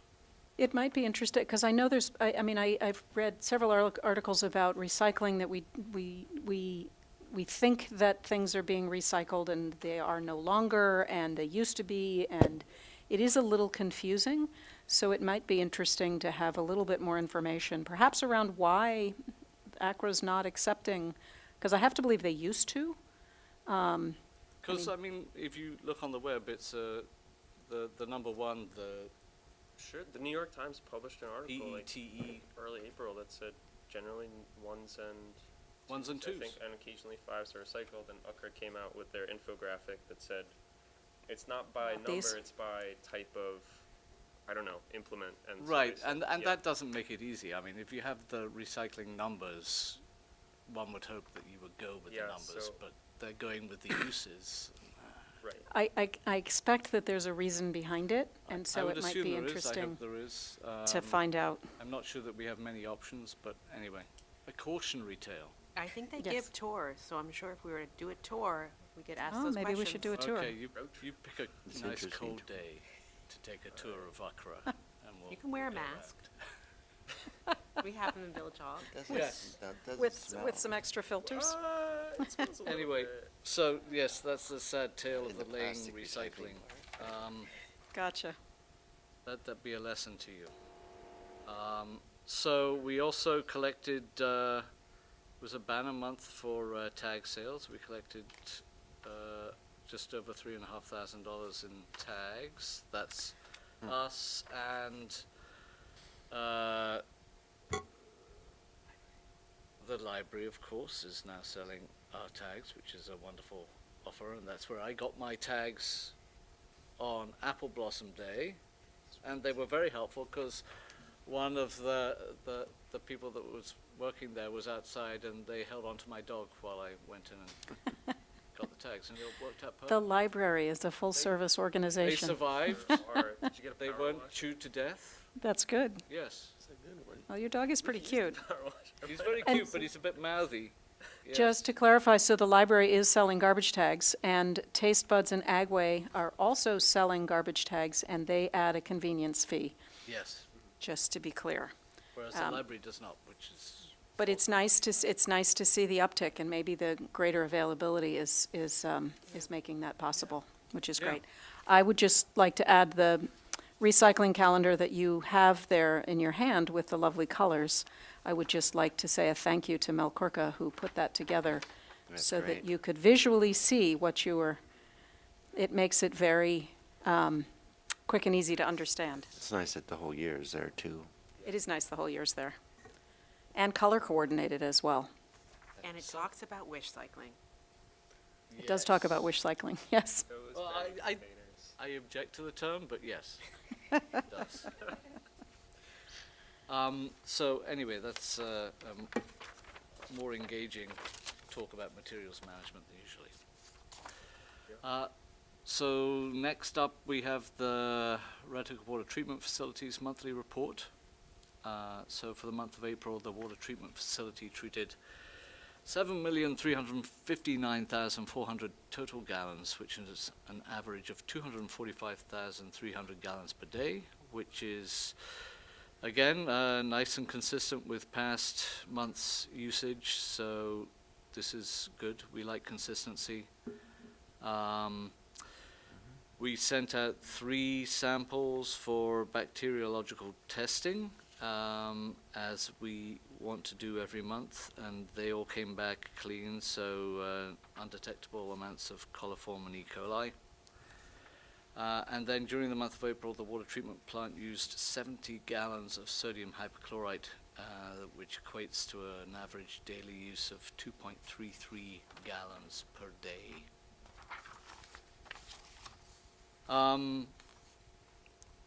Otherwise, there's some work planned on, I think that's this week, on a couple of issues with the water system. And, you know, we will be looking forward to that lovely Wia grant down the road.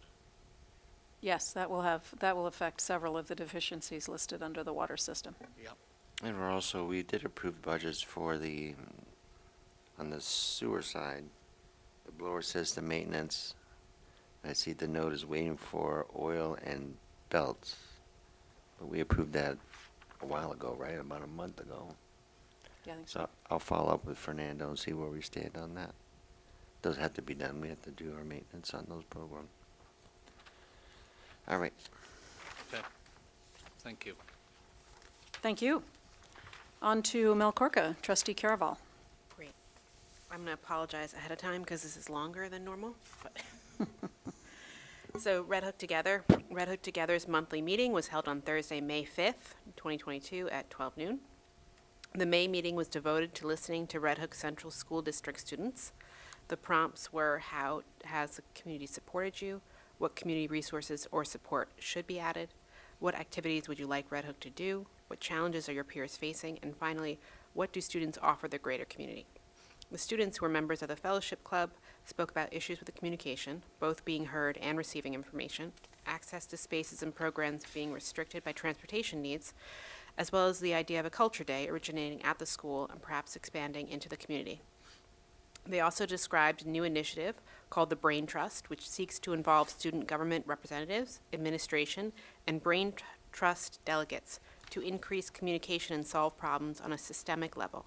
We were very lucky to be able to listen to these engaged students' perspectives, and a big thanks goes to Superintendent Janet Warden for coordinating that opportunity. The Red Hook Town Economic Development Committee. The committee meets every Wednesday over Zoom at 8:30 a.m. They met this last month on April 6th, 13th, 20th, 27th, and May 4th.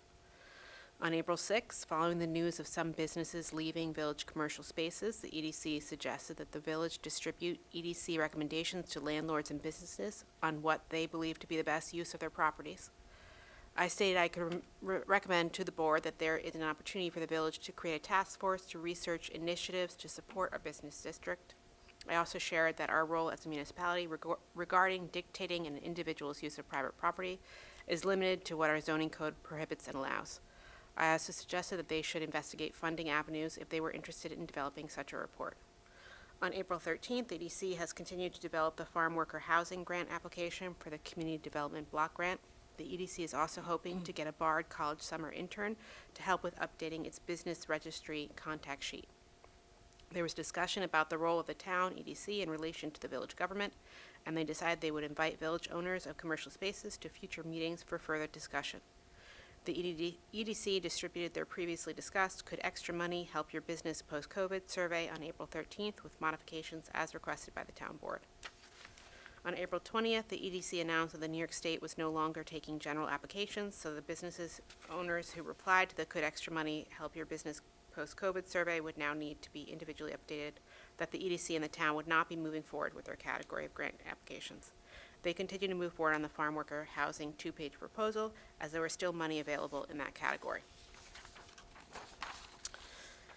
On April 27th, the EDC discussed the town's public hearings for farm worker housing application, as well as their website, redhookhudsonvalley.com, and whether they should renew the hosting and domain name for another year, or whether they should shutter the rarely updated site entirely. They decided to extend the contract for hosting and domains another year.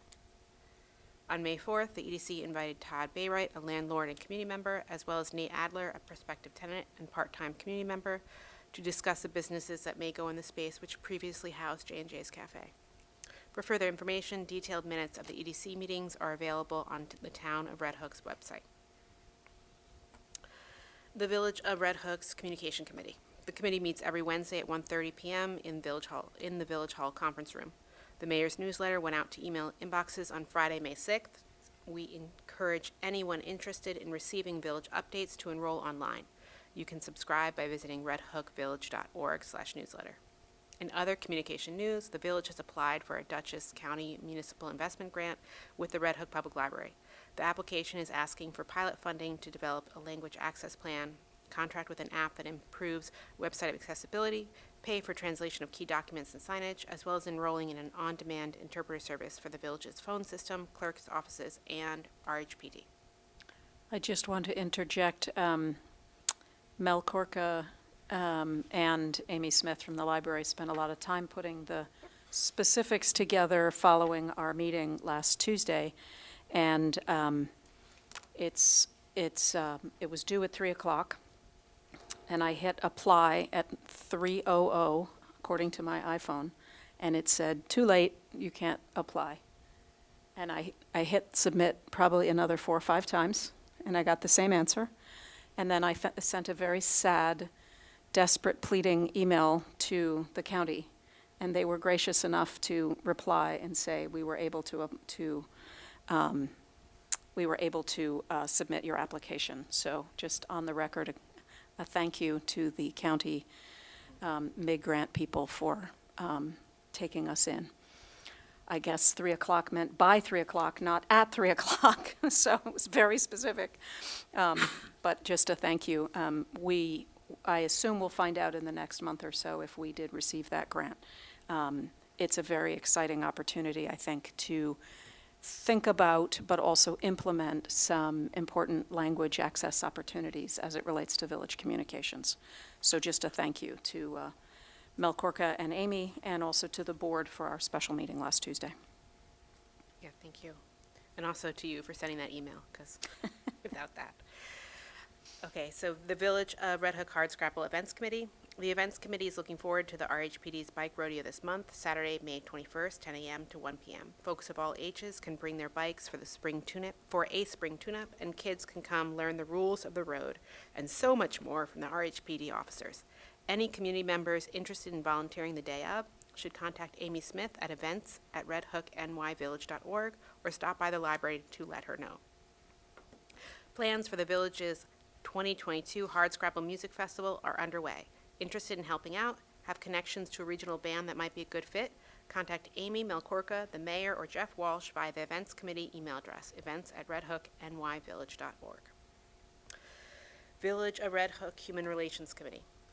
The Human Relations Committee did not meet this month as there was a conflict with a town-wide event.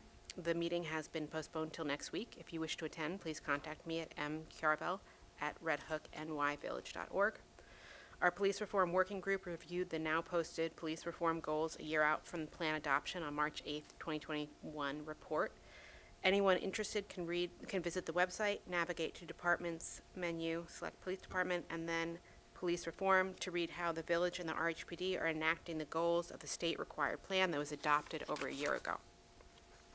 Notably, the review report discusses how the village board will be receiving a copy of the body camera policy at a May meeting. Also scheduled for a May meeting, Sergeant Hildenbrand will give demographic information on arrests in the past 6 months, which he did. He will be explaining if and how other departments collect demographic data on vehicle and traffic stops that do not result in arrests. And we look forward to hearing about what reports the new Police Pro software can generate. And we heard how they haven't installed it yet, so they don't know quite what they can do, but that will be exciting to see what kind of data that we can get. Additionally, the RHPD has committed to the policy each shift will have an included foot patrol, in essence a park and walk where the officer will be required to park the patrol vehicle and walk somewhere in the village, another example of how they are committed to community policing. Also, RHPD is now requiring that all Village of Red Hook Police Department members are trained in procedural justice, crisis intervention, and implicit bias training in their first year of employment, unless training is not available within that time frame.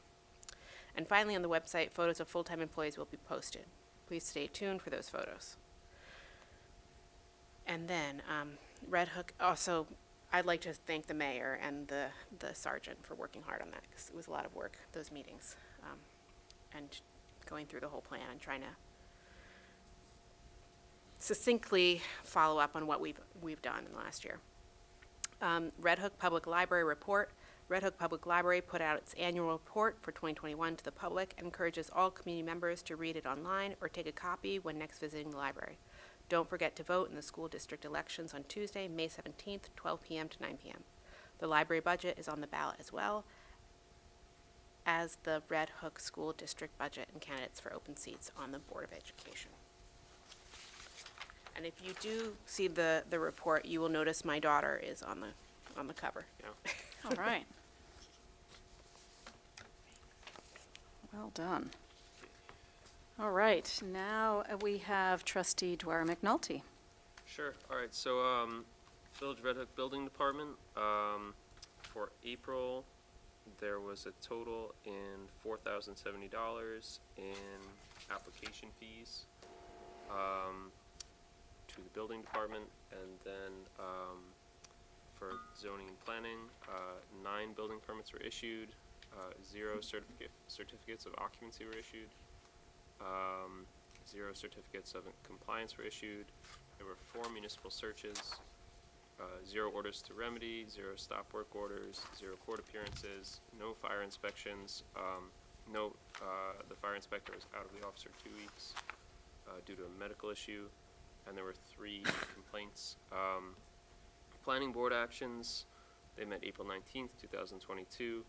A site plan application for the property located at 3 St. John Street was tabled to May 12th, meeting at 7 p.m. The site plan approval was granted to property located at 46 West Market Street for Chickadee Studio and Supply LLC, and the site plan application for property located at 7,392 South Broadway was tabled to May 12th, 2022, for the 7 p.m. meeting. For the Zoning Board of Appeals, they met April 28th, 2022. There was an interpretation application for 60 East Market Street, and that was tabled to May 26th for a 7 p.m. meeting. Thank you. And just also to clarify on the $4,000.70, that actually includes payment for fire inspections. That was a significant portion of that Yeah. payment, so happy thing. Oh, yeah. All right. Any other general business that anyone would like to bring up? Hearing none, now's the time for public comment. Not seeing any public here, so I'll take that as a no public comment. I do have one item in for executive session, which is related to personnel and the police department. But I do not expect to have any further business after the executive session. So what I am going to propose is that we adjourn to executive session, but there will be no reason to come back to the regular meeting except to close the whole meeting. So if I could have a motion to adjourn to executive session. So moved. Thank you. May I have a second? Second. Thank you. All in favor? Aye. Aye. Okay.